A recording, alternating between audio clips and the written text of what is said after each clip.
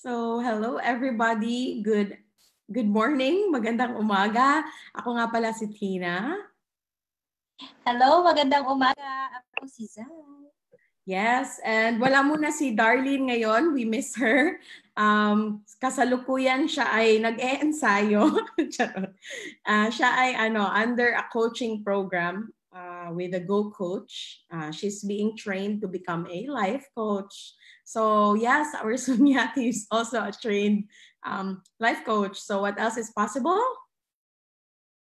And does it get any better than this? Diba? So yes. So sa araw na ito, ating anong gagawin natin? Sa araw na ito ay isasali natin sa wikang Tagalog ang Sunya Talk ni Dr. Lim last September 11, 2020. So, yung topic nung September 11, 2020 ay tungkol sa mga unang araw ng Sunya and ano yung mga experience ng Sunyatis before, no? So, nung previous video naman, tinranslate natin, ito naman yung story about religion. Basically, ano yung isasagot mo as a Sunya practitioner pag tinatanong ka kung may conflict ba ito sa religion or is Sunya a religion, ganon. So, kasi maraming mga tanong patungkol dito. So, Zai. So, again, viewer discretion is still advised. Yes. So, kung ayaw mong marinig yung mga experience ng mga sunyati, maari pong hindi lang iwa-watch itong episode na ito. Kasi ito, we will be talking about yung ating pag-uusap ngayon will be about the experiences ng mga sunyati.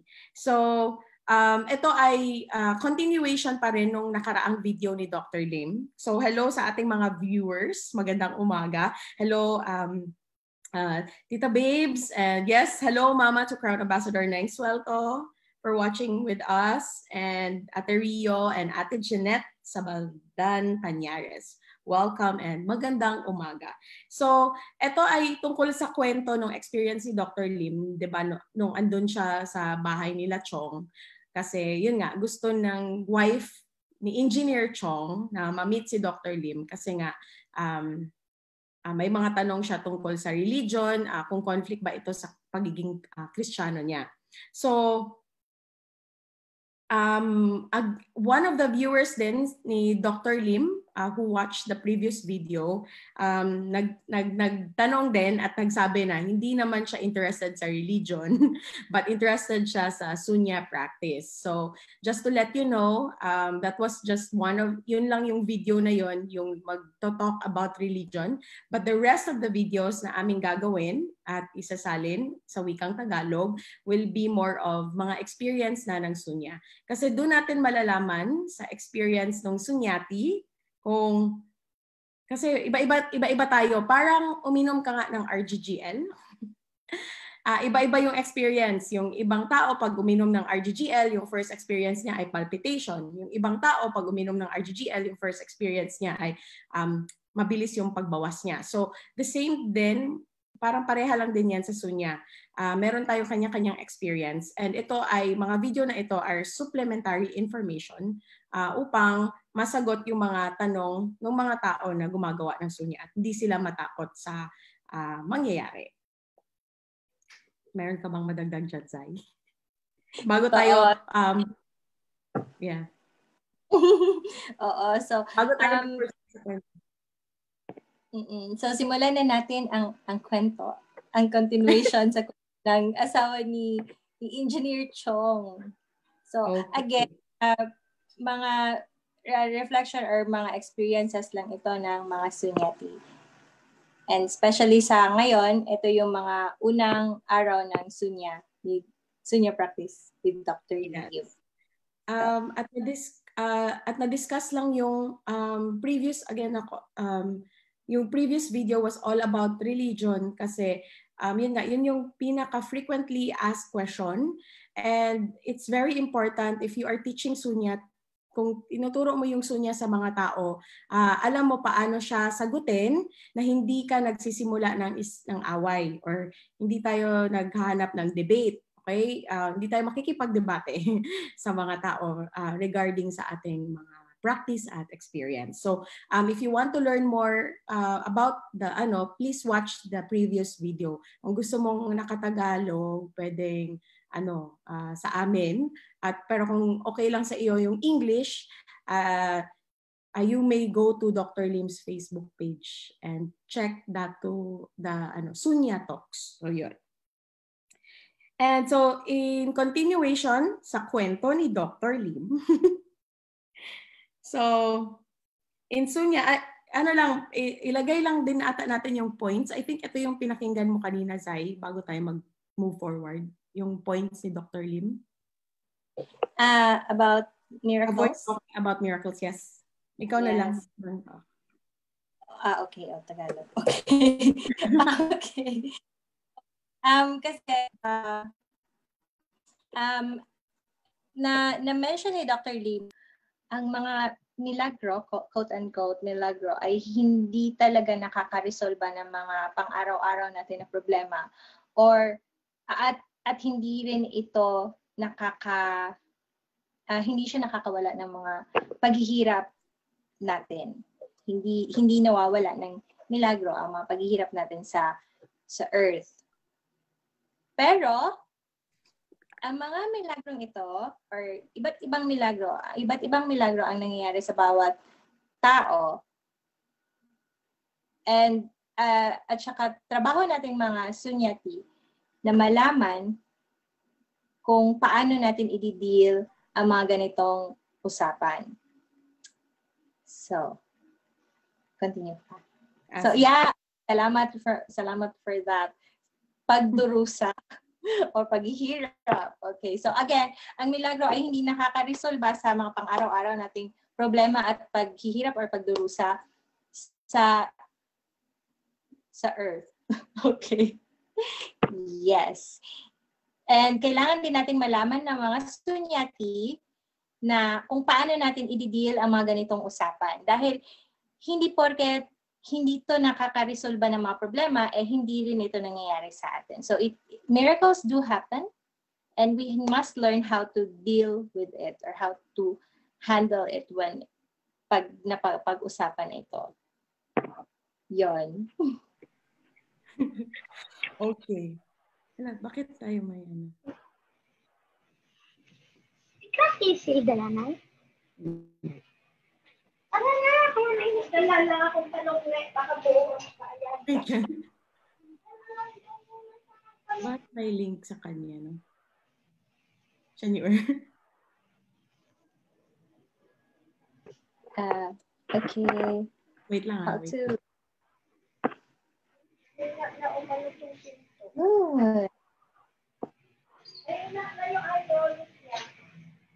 Okay, ayan. I already muted. So, bakit kaya yan? Wala naman akong na-send na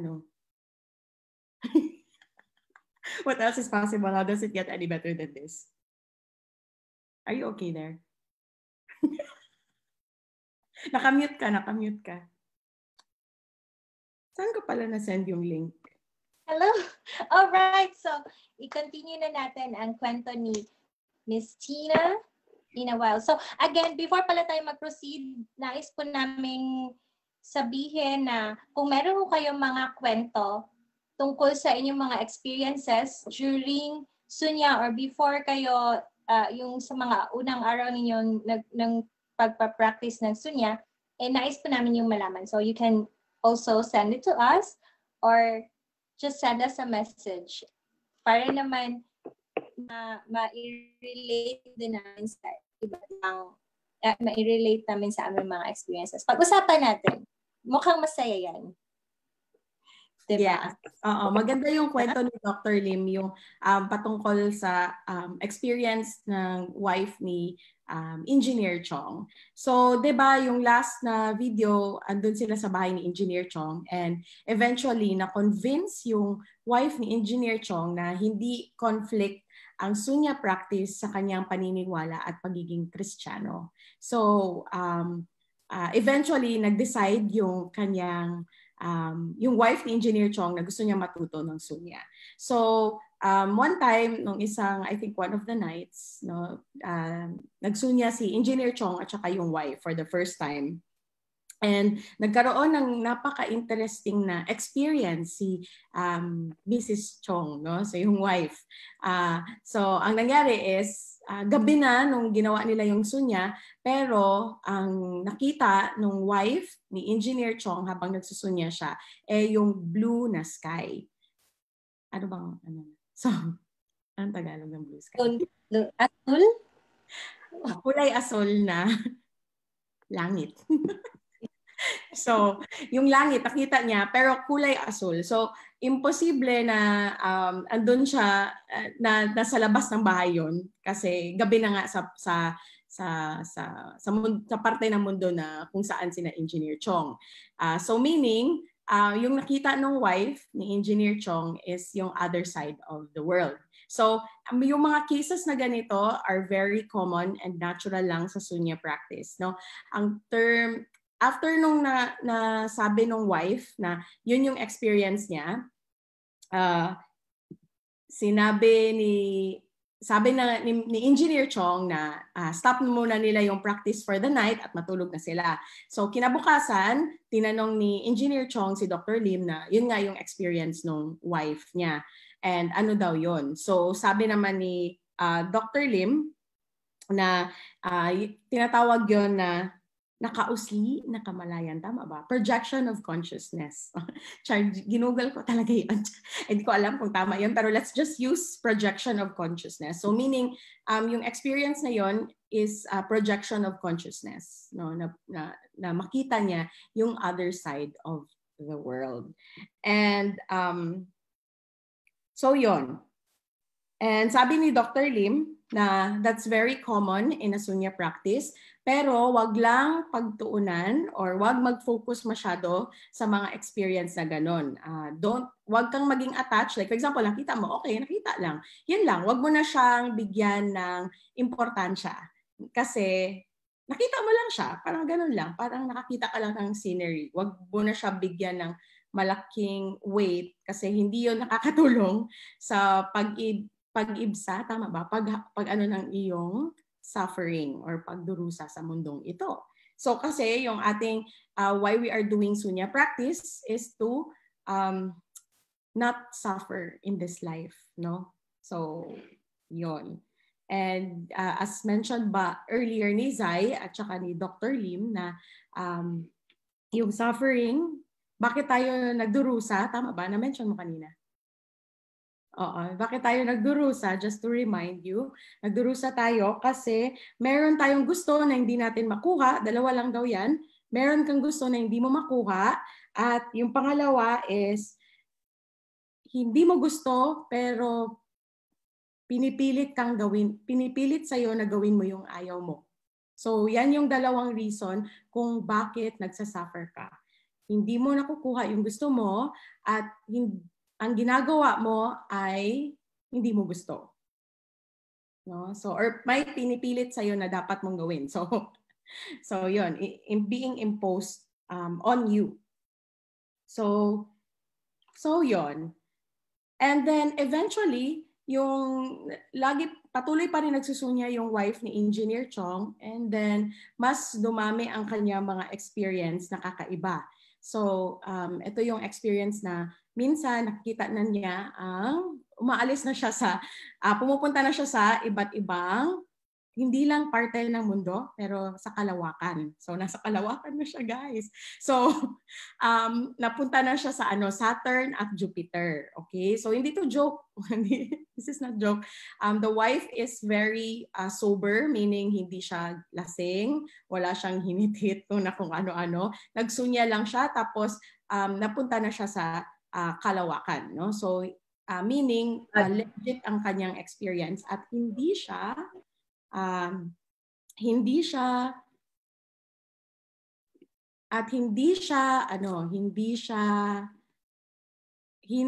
hallucination. Magiging hallucination lang siya kung may tinake siyang droga or meron siyang ano, so that is hallucination. Pero ang gamit niya lang is yung sunya practice. So eventually, sinabi niya kay Dr. at shinare niya kay Dr. Lim yung experience niya na nakikita na niya ang rings ng Saturn na sobrang ganda. So yun yung mga sinishare. Pero one time, meron na naman siyang isang kakaibang experience at nakakita na siya no dalawang mata na napakalaki at napakaganda. So, pero hindi naman siya nakakatakot. Maganda yung mata na mas malaki. Tapos, tinitingnan lang siya in a loving way na may pagmamahal. Yung pagtingin ng mata na yon, meron siyang pagmamahal.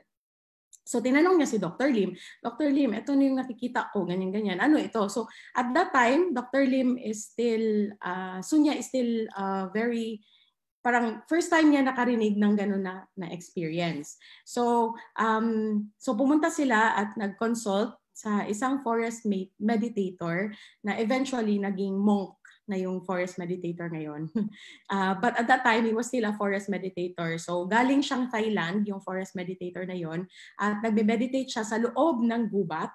Okay? So ano yung forest meditator? Siya yung nagme-meditate sa loob ng gubat. So pag ikaw ay nag-meditate sa loob ng gubat, tawag sa iyo forest meditator. Ayan. So nag-meditate siya sa loob ng gubat. Doon siya nagsistay. Meaning, hindi siya lumuluwas sa city. Andun lang siya sa gubat. Doon siya nag-meditate. So, so yun yung practice nung meditator na yun. So, na-learn nila, doon siya nagme-meditate sa northern Malaysia. Sa gubat until tumira siya sa kuweba. So sa kuweba siya tumitira. So pumunta si Dr. Lim, wife ni Dr. Lim, si Engineer Chong at saka yung wife ni Engineer Chong sa forest meditator para i-consult nila kung ano yung nangyayari sa wife ni Engineer Chong. So ang ginawa is, anong tawag nito? Ang ginawa nila is, ang ginawa nung forest meditator is pinasunya niya yung wife ni Engineer Chong habang yung forest meditator ay nakamasid lang sa kanya. So, habang nakamasid yung forest meditator, nakikita na pala ng forest meditator kung ano yung nakikita nung wife ni Engineer Chong habang siya ay nagsusunya. So, na-amaze din si Dr. Lim sa skill na ito kasi yun nga, hindi na kailangan mag-meditate nung forest meditator pero nakikita na niya kahit gising siya at mulat yung mata niya. So, sabi nung forest meditator sa wife ni Engineer Chong, nakikita mo ba ngayon yung blue na sky? So sabi nung wife, oo, nakikita ko. So nakikita mo din ba yung yung mga clouds? Sabi niya, oo, nakikita ko. Oh, ngayon alam ko na nakikita mo. Nakikita mo na ba yung dalawang maganda at malaking mata? Ba? Na ang laki ng mata is parang laki ng basketball. So sabi naman nung wife na, oo, yun yung nakikita ko. So, pinastop siya ng sunya at inexplain nung forest meditator kung ano yung nakikita nung wife ni Engineer Chong. So, sabi nung forest meditator na yung nakikita niya is mata ng isang dragon. Ano yun, Shanier? Na-excite ako sa dragon. Kaya nga excited ako sa dragon. So, yung nakikita niya pala is ang mata ng isang dragon. So, yun pala, yung dragon na yun yung kanyang grandfather nung wife ni Engineer Chong. So, and later na-find out nila na yung grandfather pala was close kay sa wife ni Engineer Chong bago siya pumanaw. So, ang sabi ng forest meditator is nag-take ng form ng dragon yung grandpa niya upang protektahan siya at walang mga masasamang espiritu na lumalapit sa kanyang apo kasi yun nga, love niya yung apo niya. So, At the same time, yun pala, bago pumanaw yung grandfather, Taoist, ano pala yun siya? Taoist, I think, Taoist practitioner or monk, I think. Tama ba monk? Anong term? But he was a Taoist and he did ceremonies para sa mga tao. And then eventually, yun. Kasi yun nga, parang nag-cultivate siya to become that dragon spirit. So, again, viewer discretion is advised on this part. These are just mga unique na experience ng mga sunyatis. So it doesn't have to be the same for everyone. So kwento lang ito. It's just additional information and not something na pagtuunan masyado ng pansin. Kinikwento lang ni Dr. Lim yung mga posibilidad at mga nangyayari when you're doing sunya. So just to continue, ano ba? So, in-explain na bakit ko nakikita yung mata, sabi nung wife. Bakit ko nakikita yung mata? Kasi nga, dahil nagsusunya practice siya, so medyo tumataas yung level ng kanyang mental awareness and consciousness. So, habang tumataas yung mental awareness and consciousness, nakikita niya na yung mata. Tapos nagtanong siya, bakit hindi ko nakikita yung yung katawan ng dragon, bakit mata lang? Kasi hindi pa ganoon hindi pa ganoon ka-deep yung practice niya, nagsisimula pa siya. At so mata lang nakikita niya. Pero yung si forest meditator, since yun nga, nagme-meditate siya sa forest at yun lang ginagawa niya. So nakikita niya yung form ng dragon at nakakausap niya. So, yun lang ang sinabi, yun yung message ng grandfather niya na andyan siya para protektahan yung kanyang apo. So, napunta tayo sa kwento ni Dr. Lim na yun nga, at saka nag-a-affirm na pag ikaw ay nagsusunya, walang mga masasamang espiritu na lumalapit sa iyo, no? Ang mga lumalapit lang yung mga light, meaning yung mga spirits of light form. Meaning, hindi sila masasama. Meaning, ito yung tinatawag ng iba na angels or yung mga protectors or kung sa Filipino pa, mga abyan or yung mga guides ninyo. Okay? So, yan yung nakikita ninyo. Hindi yan siya masasamang espiritu. Sabi ni Buddha that pag ginagawa mo yung sunya, if you're doing the practice of sunya, you are so strong that if may mga spirit na merong masamang balak sa iyo, pag mag-attempt sila or lalapit sila, yung ulo daw, they will be broken into 7 pieces. Meaning, when they try to harm you, sila actually yung sila yung magkakaproblema. Sila yung mawawala. Okay? So kaya wala talagang lalapit sa iyo na masamang espiritu kapag ikaw ay gumagawa ng sunya. So yun yung magandang thing about this practice. So yan. So kaya lagi ina-emphasize si Dr. Lim na ang pagpe-practice ng sunya, hindi ka mag-worry na merong mga evil spirits or merong Satan na gugulo sa iyo kasi sila yung magugulo. Pag sila ay magi-interrupt sa iyo, okay? Sila yung magkakaproblema. Hindi na sila babalik sa mundong ito. Ayan. So hindi talaga sila lalapit sa sunya practitioner. Kaya nakikita nyo mostly yung mga devoted sunya practitioner are just happy. Masayahin na mga tao. Hindi nakikipag-away, hindi naghahanap ng gulo, ganyan. Pag lagi nagpa-practice, hindi naman ito hindi ito full sure proof na hindi na alam mo yun, hindi sila sabi ni Dr. Lim na over the 50 years, 50 years, tama ba? 50? 50? 50? Yes, 50. 50 taon na nagpa-practice si Dr. Lim ng sunya, wala pa siyang naririnig na isang sunyati practitioner na nasapian.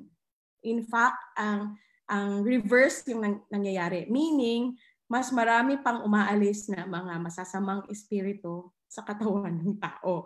Kasi yun nga, meron tayong mga tinatawag na entities, no, sa katawan. So, pag nagsusunya ka, kusa umaalis yung mga entities kasi hindi na siya match sa iyong katawan at iyong spirit. So, kusa siyang umaalis. So, ang maganda sa sunya is umaalis yung mga evil spirits na walang gamit na exorcism, no? So sabi din ni Dr. Lim, yung mga nakikita nating mga exorcism sa YouTube at saka sa mga movie are just fake dramas. Meaning hindi ganyan ang pagpapaalis ng mga evil na spirits. They actually just being chased away peacefully when you're doing sunya, pag ginagawa mo yung sunya. So, at saka hindi siya talaga as violent or nakakatakot na pinapakita yan sa movies or sa YouTube. So, hindi yan totoo. So, over the years as nagpa-practice ng mga sunya, minsan maraming mga weird na mga tanong yung mga tao at sinasabi nila, uy, sunya practitioner ka, pwede mong ipaalisin yung mga spirits. So, yung may mga ganong request na so sabi ni Dr. Lim, hindi yan part ng sunya practice. Okay? Meaning lang, it naturally goes away. Wala tayong intention na paalisin, pero kusa siyang umaalis. So, 'di ba? Yun yung nangyayari. Pero hindi part ng practice yung pagpapaalis ng mga spirits. Hindi siya practice ng sunya. So, these are just, again, natural occurrences. Ito yung mga natural na mga fenomeno na nangyayari sa iyo pag ikaw ay gumagawa ng sunya or ikaw ay nagpa-practice ng sunya. So in the future, maraming information at may mga video daw si Dr. Lim na i-share about sunya practice at yung mga ganito. But these are not part of the sunya teachings kung ano yung tinuturo. But these are necessary information if you are teaching sunya or part of the sunya council or if you are a sunya duta.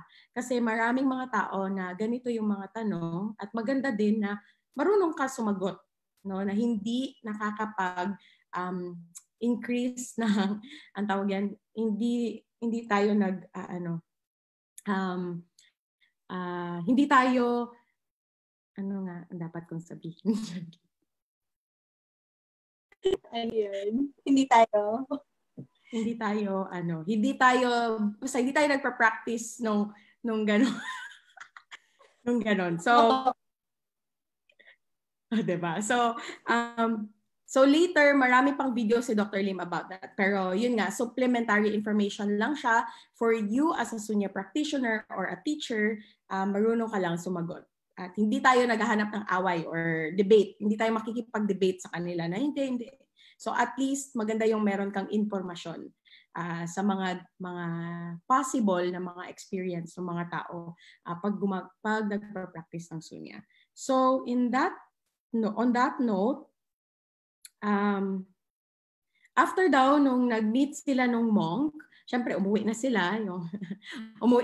So pabalik, bigla lang nagsalita yung wife ni Engineer Chong at sabi niya, hala, nakita ko sa mind ko na parang bumisita si Chu sa bahay namin, sabi nung wife ni Engineer Chong. Parang bumisita siya tapos hindi niya nakita si Engineer Chong, kaya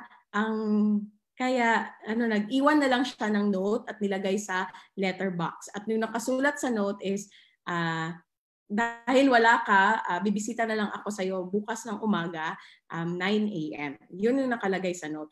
And sa panahon na iyon, hindi pa uso yung mobile phone. So hindi nila ma-confirm kay Chu na nag-message, na andun nga, na dumaan si Chu sa bahay nila. So, doon lang nila nalaman na totoo yung sinabi ni wife ng Engineer Chong, na pagdating nila sa bahay, yun nga, nakita nila sa mailbox na may letter talaga si Chu at iniwan at the same exact word na sinabi ng wife ni Engineer Chong. So, again, these are possible. So, yung nangyari na yun, hindi nagsunya yung wife, pero natural niya lang na nakita, na para lang daw siyang movie na nakita niya sa mind niya. So, maraming mga natural phenomenon na mangyayari sa'yo pag gumagawa ka ng sunya. And most of the sunya practitioners can now perceive ano yung mangyayari, can perceive what is happening kahit wala sa harap mo, or can perceive the future. So, may mga ganun na mga experience yung mga sunya practitioners. So, Again, these are just natural occurrences when you are doing sunya practice, pero hindi siya yung reason bakit ka magsusunya. So magsusunya ka kasi para marunong ka mag-predict or marunong ka makakita ng mga ganon. So or matuto ka na makakita ng mga ganon. So hindi yon yung reason natin na bakit tayo nagsusunya. But these are occurrences. So and sabi ni Dr. Lim, in the next video, we will be tackling about what's next after. Kasi yun nga, na-amaze si Dr. Lim. At that time, bata pa si Dr. Lim, sabi niya. At very interested pa siya paano daw mag-communicate sa mga angels at saka sa mga guides. Very interested siya. And then, so, nung tinanong daw niya yung monk, sabi nung monk na, tumawa yung monk nung sinabi ni Dr. Lim na gusto niyang matuto paano makipagkausap sa mga anghel. So sabi nung monk, ay wag mo nang aralin kasi hindi siya nakakatulong sa iyo. So hindi siya isang practice na nakakatulong sa iyo kasi yun nga makakausap mo tapos ano. Pero yung sagot ng monk, we will be talking about it on the next video or on next Sunday. So so yun lang yung kwento ni Dr. Lim. Actually, kwento lang talaga siya today. Wala siya masyadong input, pero yung input lang na nakuha namin ni Zai na maganda is actually yung suffering, no, yung pagdurusa, at yung 2 reasons bakit ka nagdurusa. One is hindi mo nakukuha. One is what you wish you did not get. Yes. Kukuha ang gusto. At yung what you do not want is imposed on you. Yes. What you do not want is imposed on you. Yung ayaw mo pero pinipilit sa'yo. Yes. So yun. So awesome. Magka-experience ng ganon. Diba? Yes. Marami tayong mga sunya practitioner na yun din ang mga experience. Maraming mga interesting experience. And it doesn't, basta at the end of the day, you don't really have to worry. Wala tayong i-worry or ikababahala when you are doing a sunya practice because everything is taken care of, no? And actually, I've never felt safer whenever I do the sunya practice. Like, I feel more and more parang at ease with my present moment after doing sunya for the past year. Hindi ako nag-worry about the future or baka may masamang tao na or may mga evil na spirits. Wala na talaga. I'm even not afraid anymore. I mean, like, sige, andyan sila, okay. Tinatawanan lang namin. Parang it's a different, I don't know. Unlike before na ginagamit kasi siya as source of fear. Wag dyan kasi may ano. So, yung mga gano'n na mga belief. So, by the way, nag-end na po yung aming translation. Ang future na mga words na maririnig ninyo ay galing na sa aming bunganga. From our Mahotman. Yeah. This is not James words anymore. Ulitin ko lang din. Galing din sa sinabi ni Dr. Lim at sa tinranslate ni Tina. So, for the benefit of everyone, ang astral traveling at projection of consciousness. Ano nga Tagalog ng projection of consciousness? Nakausling kamalayan. Yes, yung nakausling kamalayan at astral traveling ay hindi po siya parte ng sunya. So, yun lang po ang gusto i-clear. Yes, i-clear lang ni Dr. Lim na hindi natin walang goal ang sunya. Hindi part ng practice ng sunya ang astral projection and astral traveling. These are just natural occurrences at phenomena na nangyayari sa bawat sunyati pero hindi siya yung goal. So, basta marunong ka ng paano i-handle yon. And there's nothing to worry. True. At ang message lang naman ng sunya kapag kunyari nakakaranas ka ng astral projection or nakausling kamalayan. kamalayan or perception of consciousness, huwag kang ma-attach. Huwag kang ma-attach dun sa mga yun. So, hayaan mo lang, padaanin mo lang. Huwag ka masyadong mag-focus doon. So, yes, and Sunya the training of the mind. So, Sunya is the training of the mind. And na-mention din ni Dr. Lim doon sa kanyang video na our mind most probably is the most powerful tool we have. So, yes, napaka-powerful ng ating isipan ba ang mind? ng ating isipan, guys? Ng ating pag-isip. Yes, so, i-practice natin na i-train natin ang ating mind more. At dahil iba yung mind sa brain. Yes. Yung sabi ni Dr. Lim na iba din yung mind sa ating utak. So yung utak is an organ of the body. So organ siya ng ating katawan pero hindi siya yan lang yung mind, okay? So if you want to know more about brain frequency or what, or how to make your brain chuvanes, how to make your brain work really well, go to the Herbal Talks Organotherapy Talks of Dr. Lim. So, iba yung mind training na ginagawa natin in Sunya. Ayan. So, ano yan nakalagay? Ayun. So, Facebook page Dr. Lim. Kindly check that to Dr. Lim Xiaojin. So, please like and follow. Marami siyang magandang information sa kanyang mga videos. And sobrang ganda ng kanyang mga ganotherapy or herbal talks na videos if you want to learn more about the body and the herbs that we are using in DXN. And at the same time, if you want to learn more about, ang tawag yan?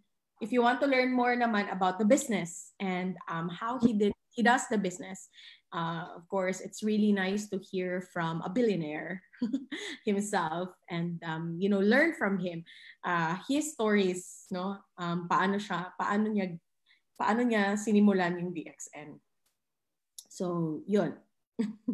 May comment nga sa kanyang mga stories na ano daw, pag narinig mo daw yung mga problema ni Dr. Lim, parang lumiliit yung problema mo. Kasi ang ganda ng kanyang experience, 'di ba? Yung sa mga coffee talks niya, alam mo yung biruin mo na yung Thailand, tsaka yung meron pang mga gun, may mga may bagyo pa, yung mga na-experience ni Dr. Lim. So, 'di ba? Yun lang. It's also in the book, My DXN Journey, written by Dr. Rajesh Savera. So, there. And yeah, my YouTube din si Dr. Lim. Baka you want to follow. It's still that of Dr. Subscribe him. Yeah, subscribe. So now his videos are being translated into Hindi, Spanish, and Arabic. So yung Filipinos tayo, hindi na siguro natin. Isasalin pa ba natin? Lagyan pa natin ng Tagalog. Nanonood naman kayo ng Netflix, Korean with English subtitles. So okay. Okay na siguro kayo sa English, guys. Oo nga. Salin sa ano pa. Ito lang yung ginagawa namin just for, emphasis lang on Dr. Lim's message. Yes. Sana nasiyahan kayo. Pero maganda talaga yung kwento. Oo, it's one of our very fun story na narinig from Dr. Lim about the dragon and the Saturn and Jupiter experience of the wife engineer. Ay, tama pala, yung continuation ng video niya, sorry, hindi ko is dahil yun nga, yung wife ni Engineer Chong, okay na siya sa kanyang pagsusunya at alam niyang hindi nakaka-interfere ito sa pagiging Kristiyano niya. However, yung experience niya na astral projection nagka-problema siya sa kanyang church. Kaya yung pastor daw gusto nang kausapin si Dr. Lim. Kung anong ginawa mo, Dr. Lim. So sabi niya, oh my, I'm in trouble, sabi ni Dr. Lim. So sa next video daw natin yun makikita or maririnig kung anong nangyari sa pag-uusap niya with the pastor and the Sunya practice. So yun. So thank you so much, and we'd like to say thank you to our viewers, Miss Atemean Caberos Pausal, Tita Lita Mamawag, and Miss Babes Acosta, and of course Kuya June Laura, okay, and Tita Jerry Alianza. So they're all watching from different places: Batangas, Bulacan, General Santos, Pikutan, o diba? So yon, what else is possible? And thank you so much for watching. And please keep doing the Sunya practice. It's the safest practice ever. And it's the safest practice that can bring you a lot of possibilities in life. And at the same time, ang maganda sa ating Sunya practice is it's free. Okay, it's free. You don't have to pay so much just to learn this this wonderful tool that can contribute to you and your life in this present moment. So yun. So salamat. And hello to Criselda Sarael. Ayan. Yeah. So yes, Zai, do you have something to add? Yes, may mga nanood din. Si Buddy Richard of Isabela, DXN Service Center. And of course, si Darwin Paul. Hello. Hannah. Yes, Hannah, Ate Daisy, and Ate Jeanette, Kelly, Ate Rio, Kuya Lauro, Daxon Mindanao, and Isabel. Sir Alan yan. Maraming salamat. We have 21 million viewers. What else is possible? How does it get any better than this? So salamat. Salamat, Zai, and thank you to, of course, our Crown Ambassador, Neng Swelto, for always allowing us to practice Sunya and, you know, enjoying Sunya practice. And she's always doing the Sunya, grabe, and she's doing the hand raise, no, hand swinging na si Mama. O, diba? Ang ganda. Every morning talaga yan siya. And yes, 7-11 also ng gabi. So, marami po talagang benefits ang Sunya practice. Just, again, the best way to know about Sunya is to practice it. Not just hear about the stories. Start it now. You have nothing to lose and everything to gain. True. And of course, practice Sunya with DXN coffee. Yes. Yes. Make sure that you practice Sunya with a coffee. Yes. I'd like to say hello, and I miss you, darling. We miss you, darling, and we are rooting for you. We are grateful for you, darling. Mwah, mwah. Thank you, darling, for being the spearhead and for taking the coaching class. She's undergoing a 3-month program that happens only twice every year here in the Philippines. And she told me her classmates are very, amazing, rich people. Diba? So sabi ko, please energy pool this rich guys, these rich people. Ang kanilang profession, they are called the money makers. Oh my God, there's a profession like that, money maker. Zai, there's a profession like that, money maker. So, ganun daw ang mga professions nila or mga I think yung isa daw doon is 60-year-old money maker. And we are money generators. He just likes to buy companies. Wala lang, trip niya. Bilihin niya yung company pag trip niya. Ganun yung trip niya. So, diba, what else is possible? How does it get any better than this? So, those are Darlene's classmates and we will learn from her. And we will, because, by the way, just to let you know, our Fox Tribe is opening our doors for free 30-minute consultation. So, ano itong consultation? Yes. Di ba nilagay ko? So, meron tayong free 30-minute consultation with 1 or 2 of us. So, for example, ikaw magpapabook ka. Okay? Bubook mo kami. So, magpapabook ka ng session. And we will do a consultation about like if you have any queries about life, health, business, Yun. So, sa tatlong iyon, wag na lang muna yung love kasi mag-earn muna ng money pero marami ka ng pera tapos love na lang yung pwede naman din siguro. Pero ang majority namin is life. If you want to be happy, ganyan. Health, if you have some trouble with your health or finances, if you want to consult about finances, and then we can assist and facilitate you in what courses to take or what's your next action plan or ano yung maiko-contribute namin na pwede mong kunin from our calls. Kasi as you can see, we have various calls for you and marami kaming programs for everybody, but not all programs are meant for all. So baka iba yung need mo. So dun ka namin ipapasok kung saan yung need mo. And then yes, that free 30-minute consultation. And yes, you can also avail of our free Sunya sessions if you like. So I think kasama na sa free 30-minute yung Sunya. Yes. So yeah, that's fun. Yeah, so just contact us, send us a message if you are interested. Just ask us what is this 30-minute free consultation. So yeah, and follow us, Fox Tribe. Please follow and like our Facebook page, Fox Tribe, and meron din kaming YouTube. You can also check all our Tea Time Thursdays videos there, and a lot of other DXN related videos. So yes, we hope to see you soon, and keep doing Sunya, practicing Sunya, and see you. And wala man natong shifo ron. Pero sheshe pa rin. Dili na. So, bye-bye. See you, everybody. Blessings.